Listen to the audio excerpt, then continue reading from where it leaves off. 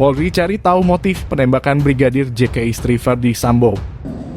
Dan juga kami menemukan persesuaian dalam pemeriksaan yang telah kita lakukan terhadap saksi-saksi yang berada di TKP, Saudara RE, Saudara RR, Saudara KM, Saudara AR, dan Saudara P, dan Saudara FS.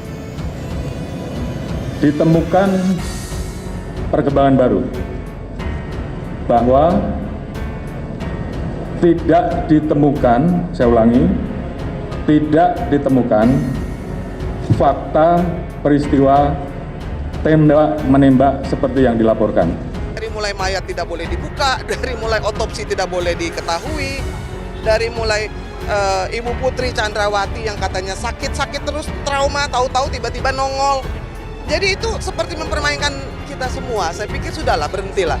Jadi transparan itu adalah berhenti menggunakan euphemism, berhenti dengan menjawab jawaban-jawaban yang normatif.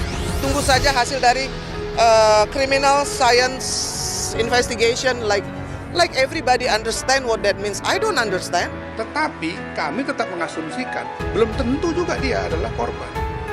Sementara ini diperlakukan sebagai korban. Nanti setelah dia selesai semua perawatan psikologi klinisnya dan dinyatakan sudah mampu diperiksa, kita periksa. Gitu. Jadi nggak ada yang istimewa, itu kan standar hak asasi manusia. Kalau kami paksakan manusia hari ini, psikolog klinisnya bilang belum bisa, kami melanggar hak asasi. Nggak boleh. Oh, tapi kok kejadian lain? Memang di dunia ini, bahkan sudah jadi hukum nasional kita, tindak pidana kekerasan seksual itu mendapatkan satu perlakuan yang khusus. Kenapa? Karena seringkali kejadian-kejadian itu di tempat privat.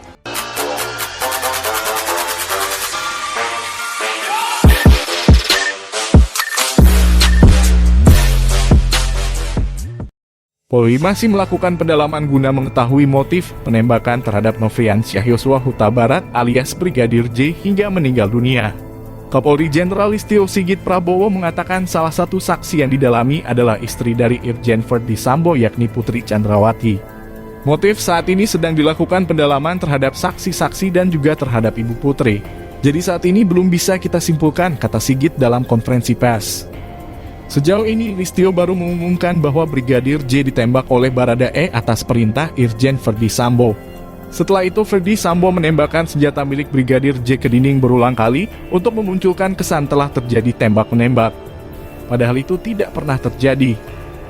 Ditemukan perkembangan baru bahwa tidak ditemukan fakta peristiwa tembak-menembak seperti yang dilaporkan, kata Listio, untuk membuat seolah-olah telah terjadi tembak-menembak. Saudara FS melakukan penembakan dengan senjata milik saudara J ke dinding berkali-kali untuk membuat kesan seolah terjadi tembak-menembak. Tambahnya, Irwasum Polri Komjen Agung Budi Marioto mengatakan hal serupa. Dia juga belum membeberkan motif penembakan terhadap Brigadir J. Menurutnya, pendalaman masih dilakukan. Nanti motif pasti akan disampaikan. Ya, karena mens rea itu niatnya kan sudah ada. Tinggal motifnya nanti selesai pemeriksaan pendalaman dan juga nanti bukti saintifik yang didapat akan disampaikan kembali, kata Agung. Sejauh ini kepolisian telah menetapkan 4 orang sebagai tersangka di kasus kematian Brigadir J. Mereka yang jadi tersangka antara lain Irjen Verdi Sambo, Baradae, Bribka RR, dan asisten rumah tangga berinisial K. Polri memastikan tidak ada kejadian tembak-menembak antara Baradae dan Brigadir J seperti yang sebelumnya disampaikan. Sebanyak 31 personil diperiksa terkait tindakan tidak profesional. Lalu 15 personil dimutasi dari jabatannya. Kemudian 11 orang dipindah ke tempat khusus guna kelancaran pemeriksaan.